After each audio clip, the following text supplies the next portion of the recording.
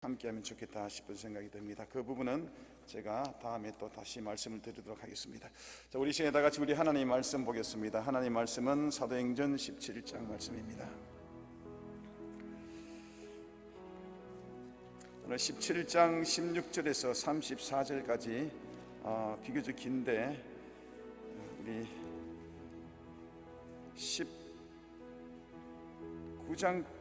19절까지만 우리 보도록 하겠습니다. 17장 16절에서 19절까지. 신약 성경 217쪽 정도에 있습니다.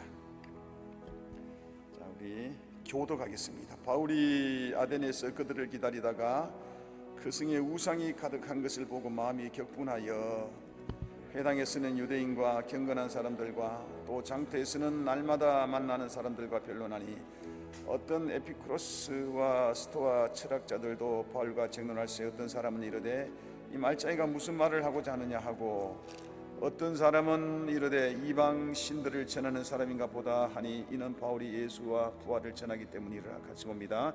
그들을 붙들어 아레오파고로 가며 말하기를 내가 말하는 이 새로운 가르침이 무엇인지 우리가 알 수 있겠느냐. 아멘. 자, 우리 방송으로 청취하는 우리 성도 여러분 반갑습니다. 그리고 우리 어린이들 오늘은 설교가 조금 더 어려울 수가 있어요. 그렇지만은 다 이해할 수 있으면 좋지만은 그렇지 못하더라도 부분적으로 이해할 수 있는 부분, 느끼는 부분을 이제 그림으로 그려 보시기를 부탁드립니다. 여러분 오늘 한 해 모든 일상 축복의 뜻이 감사하는 추수감사절입니다. 이렇게 준비해 주신 우리 성도님께 정말 감사드립니다. 또 하나님께서 또 한 해 동안 교회를 돌봐주신 그 은혜에 또 감사하고 우리가 주님 앞에 드려야 될 감사의 표현들은 많겠지만은 그래도 가장 고귀한 것은 우리가 영혼을 추수하는 일일 줄 믿습니다. 할렐루야. 그래서 우리가 복음을 잘 전하는 그런 우리 모든 성도 되면 참 좋겠습니다. 자, 사도 바울이가 이제 마게도냐로 넘어갔습니다. 마게도냐가 유럽이죠. 유럽에 도착해서 첫 번째에 복음을 전했던 교회 개척했던 도시가 어디라 했습니까? 우리 2주 전에 빌립보다 그랬죠. 빌립보에서 개척 성공하고 그 다음에 군사도로를 타고 서쪽으로 에그비아니아 군사도로를 타고 가서 복음을 전했던 곳이 첫 번째 만난 도시가 데살로니가. 데살로니가에서 굉장히 역사들이 많이 일어났다 그랬습니다. 그런데 하나님의 역사가 일어나면 꼭 악한 것들이 이게 들쑤시게 됩니다. 그래서 사도 바울을 대적하는 무리들이 깡패들을 동원해서 바울을 해치려 했습니다. 그래서 바울이 급하게 데살로니가를 떠나서 도망쳐서 베레아라는 도시를 거쳐서 어디에 가냐 하면 아덴으로 갔다라고 적혀 있습니다. 이 아덴은 아테네를 이야기합니다. 자, 바울이 2차 전도 여행 중인 지금 이 복음을 전하고 있는 지역은 요즘 말하면 이제 동유럽 지역이죠. 마게도냐 동유럽 지역인데 이쪽에서 빌립보나 데살로니가는 그 북쪽, 그걸 마게도니아라 그러고 아테네와 고린도는 남쪽, 이거는 아가야 지방이다. 그러니까 우리나라 말로 하면 전라북도, 전라남도 이렇게 여러분 이해하면 되겠어요. 그래서 이 사도 바울이가 전라북도 지역에서 전도하다가 쫓겨서 전라남도로 갔다. 그곳에서 복음을 전했다. 이렇게 이야기하면 되겠어요. 자, 오늘은 이 아가야 지방의 남쪽의 아테네에서 복음을 전하는 것에 대해서 오늘 나누겠습니다. 우리 16절에서 21절 다 같이 한번 차근차근 읽어보겠습니다. 시작. 바울이 아덴에서 그들을 기다리다가 그 성에 우상이 가득한 것을 보고 마음에 격분하여 회당에서는 유대인과 경건한 사람들과 또 장터에서는 날마다 만나는 사람들과 변론하니 어떤 에피쿠로스와 스토아 철학자들도 바울과 쟁론할세 어떤 사람은 이르되 이 말자이가 무슨 말을 하고자 하느냐 하고 어떤 사람은 이르되 이방신들을 전하는 사람인가 보다 하니 이는 바울이 예수와 부활을 전하기 때문이라. 그를 붙들어 아레오파고로 가며 말하기를 네가 말하는 이 새로운 가르침이 무엇인지 우리가 알 수 있겠느냐. 네가 어떤 이상한 것을 우리의 귀에 들려주니 그 무슨 뜻인지 알고자 하노라 하니 모든 아덴 사람과 거기서 나그네 된 외국인들이 가장 새로운 것을 말하고 듣는 것 이외에는 달리 시간을 쓰지 않음이더라. 아멘. 자, 16절에 보면 바울이 아데네에 도착했다라고 합니다. 도착하니까 온 도시가 전부 다 우상천지거든요. 수많은 우상들이 그 우상의 그 상들이 있는 것이 보고 바울은 마음에 분이 격분했다라고 그렇게 이야기합니다. 이런 것들을 가지고 우리는 정의로운 분노다 그렇게 이야기합니다. 여러분의 이러한 분노들이 있기를 축원합니다. 여러분, 그리스나 로마 신화에 나오는 신들을 굉장히 많은 거 아시죠? 이루 셀 수 없이 많습니다. 우리 잘 알고 있는 제우스 신, 바카스라든지 비너스, 포세이돈이라든지 이런 것들은 전부 다 그리스 로마 신화에서 다 나오는 겁니다. 그건 아주 일부죠.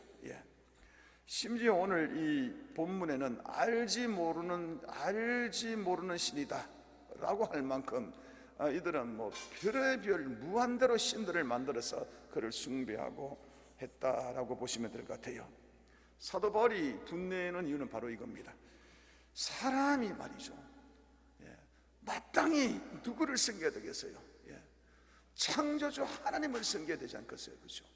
창조주 하나님을 섬겨야 되는데 그걸 모르고 우상을 섬기고 있는 그걸 보고 마음이 달가워져 오는 것입니다. 그래 격분했다, 너무 안타깝다라는 것을 이야기하는 것입니다. 이제 바울이 아테네에서 얼마나 오래 머물는지는 성경이 정확하게 나타나지 않아요.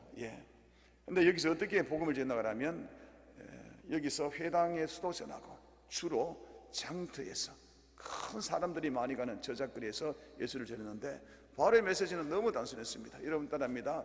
예수는 그리스도시다.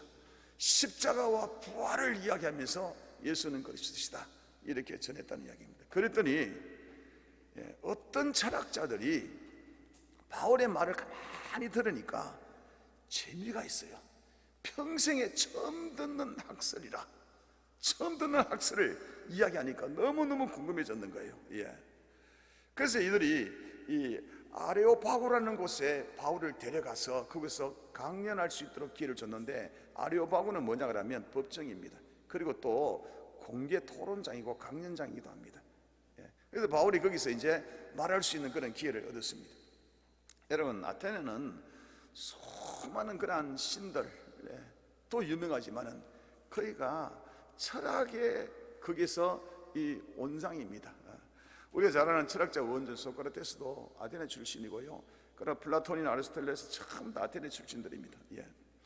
근데 사도 바울이 복음을 전해 갔을 때는 그때는 에피쿠로스 철학파와 그리고 스토아 철학파가 유행을 하고 있다라고 오늘 본문에 나옵니다.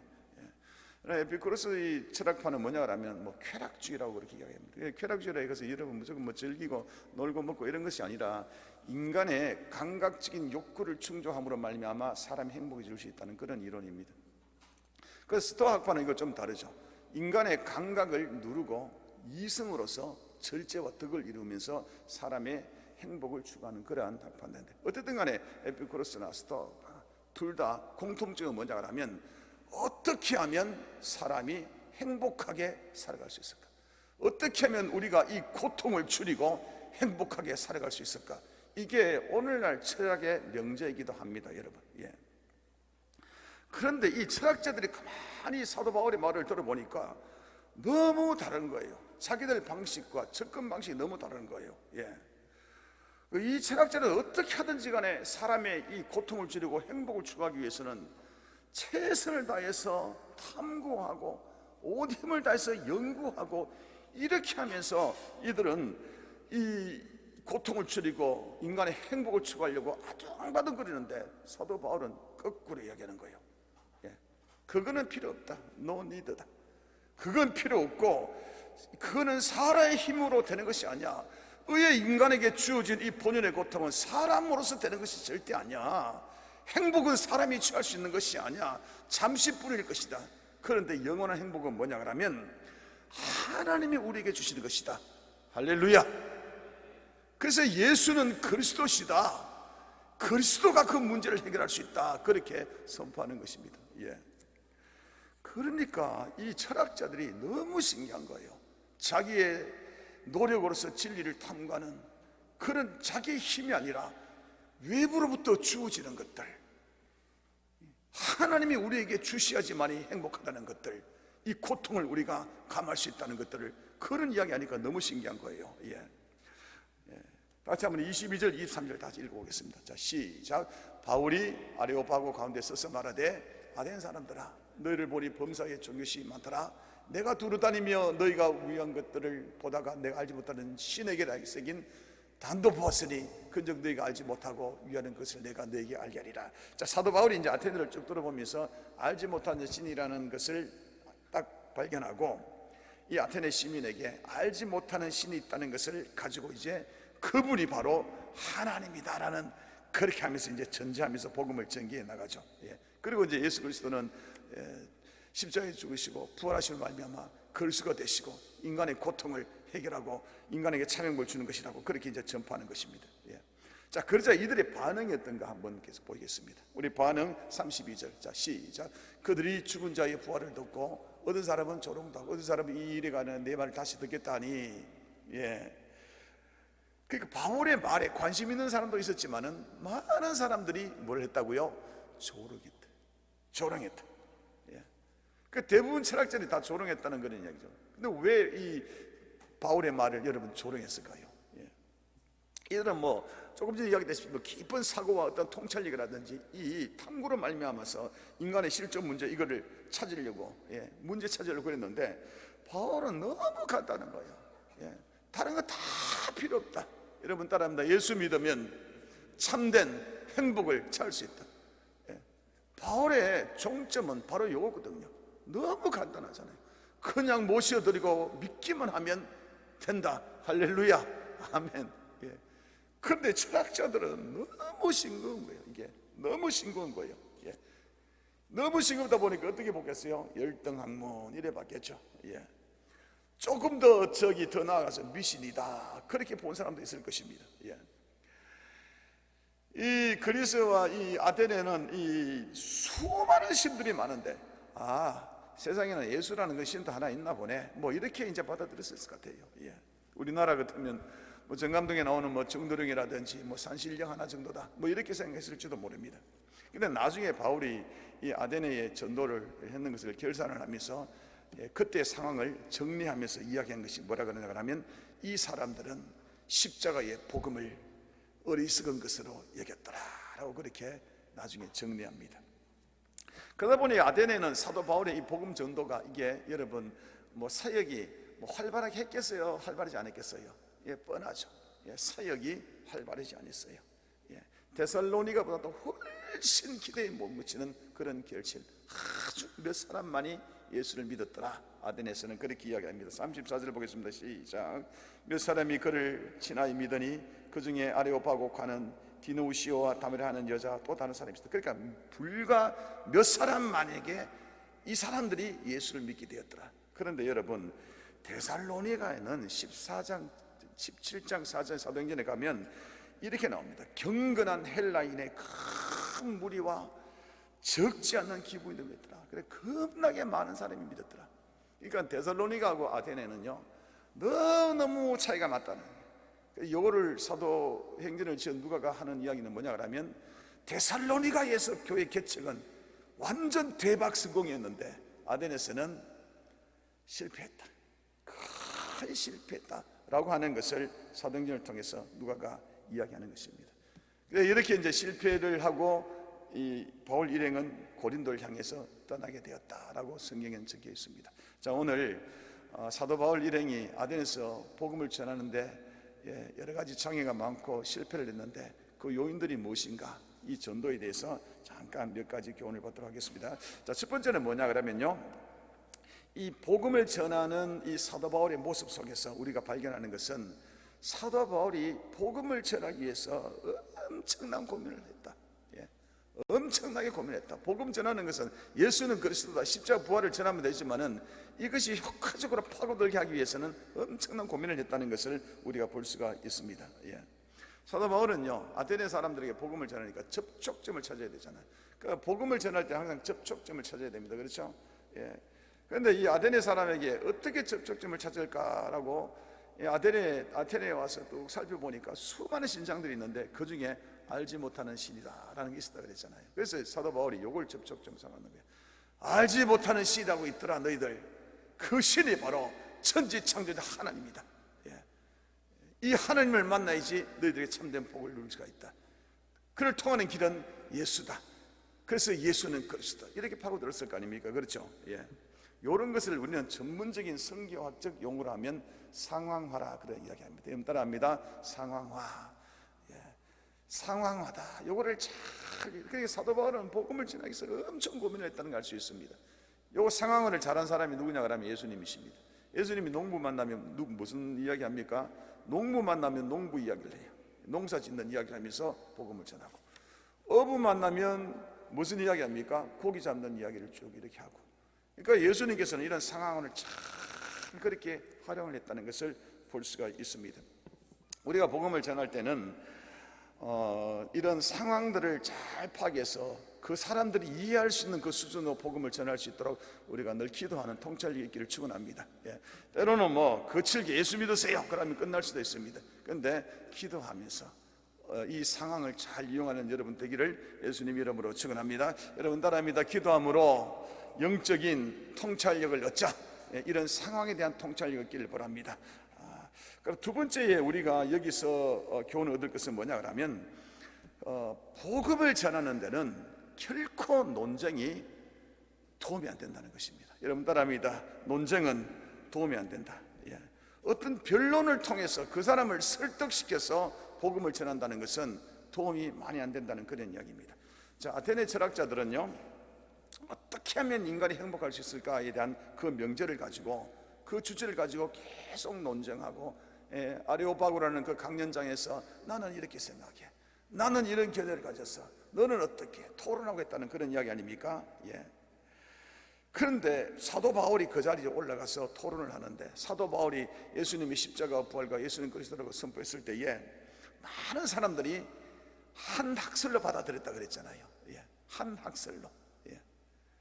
근데 만약에 이제 이 철학자들의 자기들의 어떤 그 문서가 있다면 아마 이렇게 나왔을 것입니다. 바울이라는 어떤 한 사람이 있는데, 이 사람이 예수가 바로 행복을 주는 그런 신이라고 이야기했어. 그냥 믿기만 하면 된다는 희한하고도 이상한 요상한 그런 학설을 주장 한번 하고 갔어. 이렇게 나올 것입니다. 그 말이 뭐냐 그러면, 이 모였던 철학을 하는 사람이 모여서 했던 것은 뭐냐 그러면, 수많은 학설들을 이야기하는데 거기서 진정한 어떠한 참 해답, 솔루션을 찾아서 전진하는 것보다도 그저 논쟁하는 데 재미를 붙였다는 이야기입니다. 그저 변론하는 데 재미를 붙였다. 너는 어떻게 생각하느냐, 너는 어떻게, 이런 쪽으로 시간을 보냈다. 그냥 하나의 학문적으로만 접근을 했다, 그런 이야기예요. 믿음으로 접근했다는 그런 거 아니에요. 여러분, 예수 믿는 것은 학문적으로 접근하는 게 아닙니다. 예수는요, 먼저 논쟁하고 설득력이 있고 이해력이 있어야지 예수를 믿는 것은 절대 아닙니다. 예수 믿는 것은 절대 그것이 아닙니다. 성령님의 감동으로 우리에게 믿음이 찾아와야 됩니다. 믿으시면 아멘. 이 질이 다른 것입니다. 여러분 따라합니다. 예수를 믿습니다. 여기서 출발한다는 이야기입니다. 어떤 학설로 이해를 시키고 설득하고 그래서 그렇다, 기납적으로 더한 것이 절대 아니라는 것입니다. 자, 오늘날 사는 우리들도 똑같이 적용할 수 있습니다. 여러분 이쪽으로 한번 보십시오. 자, 복음을 전하러 가면 여러분 논쟁하는 사람 많이 만납니다. 우리 교회는 전도 많이 하는 교회로 소문났잖아요. 하다 보면 논쟁하는 사람들요 굉장히 많습니다. 그런데 여러분, 논쟁하는 그 사람이 예수 믿고 교회로 왔던 사람 한 사람이 있던가요? 한 사람이 있던가요? 한 사람도 없습니다, 여러분. 그들은 왜 논쟁한 줄 아세요? 논쟁하기 위해서 논쟁하는 겁니다. 변론하기 위해서 변론하는 것이지, 그들이 이해를 하고 예수 믿으려고 논쟁하는 사람이 전혀 없습니다. 그리고 설사 논쟁에서 그분을 설득했다 하십시다. 그렇다고 그분이 믿음 가집니까? 안 그렇습니다. 믿음 가질 수가 없습니다. 그렇게 믿음이 오는 것이 아닙니다. 특히 이단에 빠진 사람들요, 이런 사람들에게 자기의 교리가, 믿는 교리가 잘못됐다는 것을 성경적으로 설득당했죠. 그렇다고 그 사람이 그것을 다 벗어버리고 교회에 옵니까?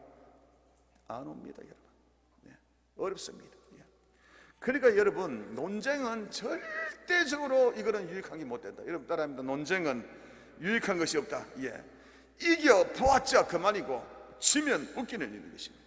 그래서 우리는 이런 논쟁을 피하고 그냥 예수 십자가 부활, 예수는 그리스도라고 그냥 전파만 하고 그 나머지는 누구에게 맡긴다? 성령님께 맡기는 것이다. 여러분 인정하시면 아멘. 크게 아멘.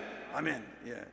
훗날에 사도 바울이가 이 논쟁이 얼마나 쓸데없는 일인가를 회상하면서 고린도서에서 이렇게 적었습니다. 예. 고린도서 4장 4절에 보면 그 중에 이 세상의 신이 믿지 않는 자들의 마음을 혼미케 하여 그리스도의 영광의 복음의 광채가 비치지 못하게 하미니 그리스도는 하나님의 형상이니라.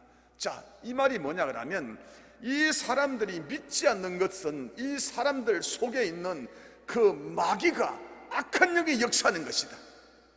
그렇게 이야기하고 있다는 얘기입니다. 어떻게 악한 영이 그 속에서 역사하면서 별별 수단을 다 쓰는데 논쟁에서 설득했다고 악한 영을 이기면서 어떻게 하나님의 빛의 세계로 나올 수 있냐 이 말입니다. 뭐 귀신 마귀 이런 이야기하니까 좀 어서서하고 거시기하지만은 이게 성경에 분명히 적힌 거잖아요. 예, 이 진실이거든요. 여러분 믿지 않는 것들, 우리의 믿음을 무너뜨려 하는 것들은 이거는 마귀의 역사가 많습니다. 인정하시면 아멘. 예. 그래서 이것을 해결하기 위해서는 우리는 할 수 있는 방법은 유일한 것 단 하나입니다. 그게 뭐냐 그러면 철저하게 하나님의 능력을 의지하는 것입니다. 철저하게 하나님의 능력을 의지하는 것. 그래서 고린도전서 2장 4, 5절에서 계속해서 사도 바울이 이렇게 이야기합니다. 내 말과 같이 읽습니다. 내 전도함이 설득력 있는 지혜의 말로 하지 않고 뭐라고요? 성령에 나타나시면. 그러니까 설득력이 있는 논쟁 변론으로 하지 않고 뭐로 한다고요? 다만 성령에 나타나신가 능력으로 했다. 너의 믿음이 사람의 지혜 있지 않고 다만 하나님의 능력 있게 하심이라 라고 이야기했다는 거죠. 그러니까 예수를 전하는 것은 여러분 영적 전쟁입니다. 여러분 따라합니다. 예수 전하는 것은 영적 전쟁이다. 이거 확실한 것입니다. 왜냐하면 그 사람을 찾고 있는 그 사람의 생각과 그 사람의 사고를 잡고 있는 그 사람의 그냥 사상을 잡고 있는 악한 영의 세력들을 몰아내야지만이 거기에 복음이 들어갈 수 있다고 이야기하는 것들이거든요. 여러분 내가 내 힘으로 예수 전해서 예수 믿게 해야 되겠다, 이거 교만한 일입니다. 불가능한 일입니다. 내가 예수 믿도록 설득해야 되겠다, 이거 아닙니다. 여러분 저 사람 나는 친하니까 예수 믿도록 잘 설득하고 교회에 한번 꼬셔서 오게 해봐야 되겠다. 예, 예의상 채면서 한 번, 두 번은 올 수 있겠지만은 그 속에 믿음이 심겨지지 않습니다. 믿음이 심기려고 하면 영적 전쟁이 일어나는 것입니다. 그래서 우리가 기도하는 것입니다. 성령이 역사하도록 기도하는 것입니다. 예. 기도하고 전도하러 가야 되는 것입니다. 성령의 능력으로 의지해서 나가는 것이 바로 기도다. 믿으시면 아멘. 예, 아멘. 그렇습니다. 여러분 따라서 합니다. 성령의 능력으로 복음을 전하자, 전도하자. 예. 이것이 돼야 되는데 이 아덴 사람들은 논쟁하기에 바쁘니까, 변론하기에 바쁘니까, 지식 추기에 바쁘니까 그곳에서 여러분 믿음의 역사가 활발하게 되지 않을 수 없는 것이 당연한 것입니다. 예. 자, 우리 마지막으로요 오늘 나눌 것은 뭐냐 하면 우리 오늘 이 아덴의 이 전도를 통해서, 실패한 전도를 통해서 교훈을 얻을 것은 그래도 여기서 희망이 있다는 것입니다. 여러분 따라합니다. 한 영혼이 천하보다 귀하다. 그리고 그 한 영혼이 나중에 어떻게 될지도 모른다. 한 영혼이 천하보다 귀하는데 그 영혼이 나중에 어떻게 될지 모른다는 게. 자, 아덴에서는 불과 몇 사람만 예수 믿다 그랬습니다. 그렇죠? 예. 다른 지역과는 턱이 없을 만큼 사역에 약했다. 결과가 못했다라고 분명히 나옵니다. 예. 그런데 세월이 한참 지나서요. 세월이 한참 지나서 우리 교회 사가 중에 제일 그 고대 중에 첫 번째에 이 역사책을 쓴 사람이 유세비우스라고 있습니다. 이 유세비우스의 초대 교회사라는 책을 지었는데 그 책에 보면 정말 희한한 어떤 문장이 나옵니다. 기록들이 나오는데 그 책에 보면 이렇게 적혀 있습니다. 아테네 사람들은, 아테네 출신 성도들은 얼마나 신앙이 뜨거운지 모른다. 아테네 사람들은 신앙의 불덩어리 같은 성도가 있었더라. 이렇게 딱 나옵니다. 기록되어 있습니다. 예. 여러분, 이 복음 전파에 실패했고 불과 몇 사람밖에 전도가 안 된 이 상황 가운데서 거기서 말하는 이 유세비우스 초대교회사에서는 불덩어리가 나왔더라라고 이렇게 적혀 있거든요. 여러분 희한하지 않습니까? 예. 그 시대에 가장 영향력을 줄 수 있는 사람 한 사람이 나왔더라, 이런 말이죠. 예. 가장 경건하고 뜨거운 신앙 가진 한 사람이 나왔더라 이 말이죠. 예. 그 시대에 여러분 빌리그람 같은 목사가 나왔더라. 전 세계를 흔들었던 한 사람이 나왔더라. 예. 그 시대에 길선주 목사님이라든지 김익도 목사님이라든지 조용기 목사님 같은 한 사람이 아테네에서 나왔더라. 이런 이야기 아니겠어요 여러분? 예. 이를 통해서 우리가 알 수 있는 것이었습니다. 예. 데살로니가에서는 엄청난 박해 속에서 많은 사람들이 예수를 믿었다고 기록되어 있습니다. 그렇죠? 데살로니가 중심으로 엄청난 사역이 일어나고 많은 사람이 예수께 돌아왔다고 적혔습니다. 그런데 아테네는 반대했어요. 박해도 별로 없었습니다. 그냥 평안하게 그냥 강연할 수 있는 기회를 또 얻었습니다. 그런데 결실이 너무너무 적었습니다. 그런데 몇 명 믿었던 이 작은 소수자 중에서 불덩어리, 조용기 목사 같은 불덩어리가 나왔더라. 이를 통해서 우리가 판단할 수 있는 게 뭐겠어요? 데살로니가는 대단하고 아테네는 대단하지 않다, 이렇게 판단할 수 있는 그런 근거들이 없는 거잖아요. 큰 교회, 아주 작은 개척교회, 어느 데가 하나님 앞에 더 신실하게 쓰임받는가를 판단할 수 있는 근거가 없다는 이야기입니다. 큰 교회든 작은 교회든 복음화가 많이 이루어졌던 복음화가 없던 불교 나라든 이슬람 나라든 기독교 나라든 이것이 노매드, 이것은 문제가 없다는 것입니다. 중요한 하나는 뭐냐 하면 오늘 내가 어디든지 오늘 하루를 살아가는데 한 사람에게, 그 한 사람에게 예수를 전했느냐, 이게 중요하다는 그런 결론이 나지 않을까요 여러분? 우리 사랑하는 성도 여러분, 우리 요거 잡으십시다. 오늘 하루 어디 가든지 간에 상황과 관계없이 내가 예수를 전해야 되겠다. 그 안에서 불덩어리가 일어날 수가 있는 것이고 하나님의 큰 역사도 일어날 수 있는 것이고, 일어나든 일어나지 않든 나는 관계없고 신경 쓰지 말고 내가 예수를 전한 그 한 사실에 나는 끝이다. 믿으시면 아멘. 이런 우리의 정당한 그러한 태도를 가지고 우리가 신앙생활하고 복음을 전하면 참 좋겠습니다. 제가 지난주에 어떤 한 사람을 만났어요. 조금 높여주세요. 이 사람이 경기도에서 있는 사람인데 이 사람이 어떤 모임에서 제가 만났어요. 집회에서 만났는데 이 사람이 뱃사람이죠. 마도로스. 여러분 마도로스의 그 생활이라는 거 아시죠? 오늘은 여기, 저기는 저기, 내일은 저기 가면서. 그러고 또 마도로스는 배에서 항상 살기 때문에 늘 외롭고 뭐 그렇습니다. 그래서 육지에 내리면 술도 많이 마시고 뭐 하여튼 간에 좀 그런 부분들이 조금 있습니다. 이 사람도 얼마나 성품이 고약하고 불량한지 모릅니다. 이 사람이 늘 하는 말이, 내가 뭐 예수 믿어, 예수 믿는 것보다 나는 닭을 믿겠다. 닭은 나한테 달걀을 더 주잖아. 예수가 내한테 주는 것이 무엇이냐, 이랬던 사람이에요. 얼마나 사람이 고약했나 그러면 자기 어머니도 이 둘째 아들 이 사람 오면 도망을 쳐. 도망을 쳐버려. 둘째 아들 안 만나려고. 힘드니까.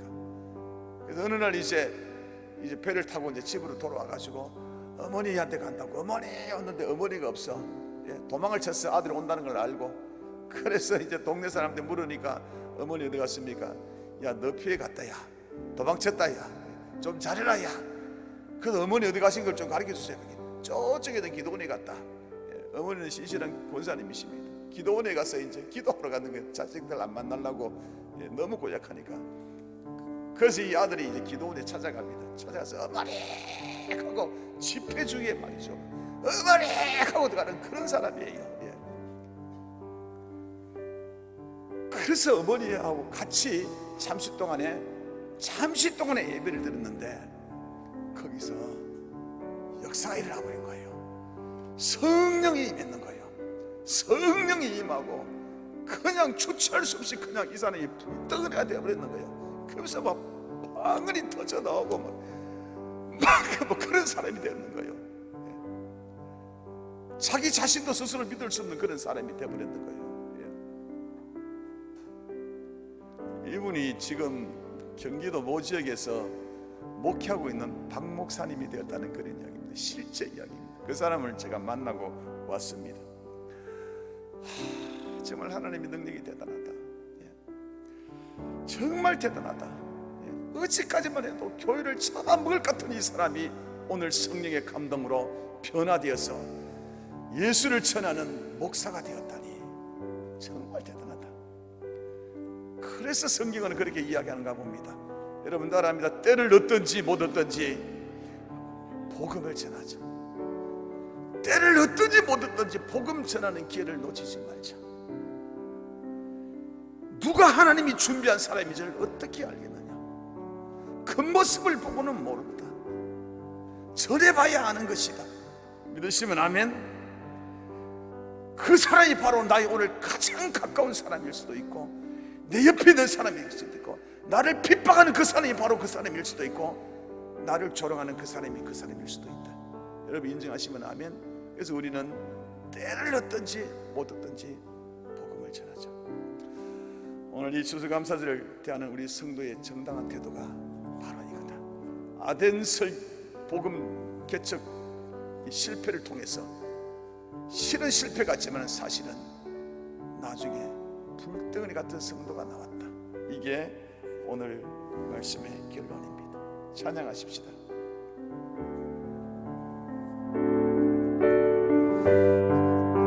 좀 높여주세요.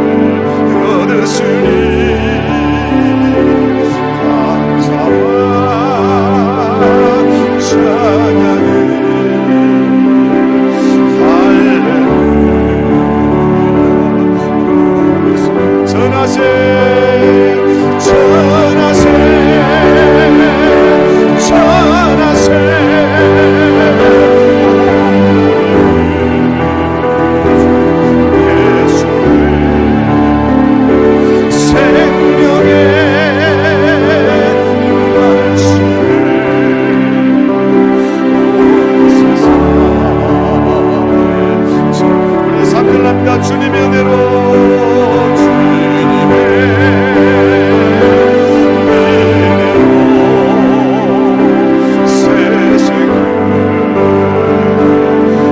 우리 다 같이 일어나셔서 찬양하겠습니다.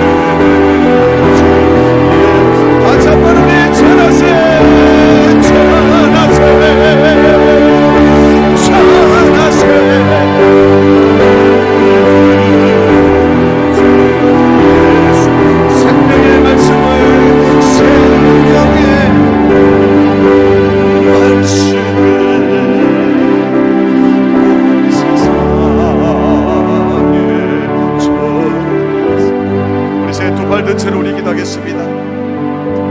이 추수감사절날 참으로 하나님께 우리가 드리는 물질도 소중하지만은 하나님은 이 영혼을 받기를 간절히 원하시는 것 같습니다. 하나님, 우리 어디 가든지 간에 예수 그리스도를 전하는 영혼의 결실을 누리는 전도자가 되기를 원합니다. 하나님, 나는 그런 사람 되기를 원합니다. 내가 지날 때에 성령이 역사해 줄 줄로 믿습니다. 전도자의 삶을 살게 성령으로 나를 충만케 하옵소서. 우리 다같이 우리 주여 삼차하고 간절히 기도하겠습니다.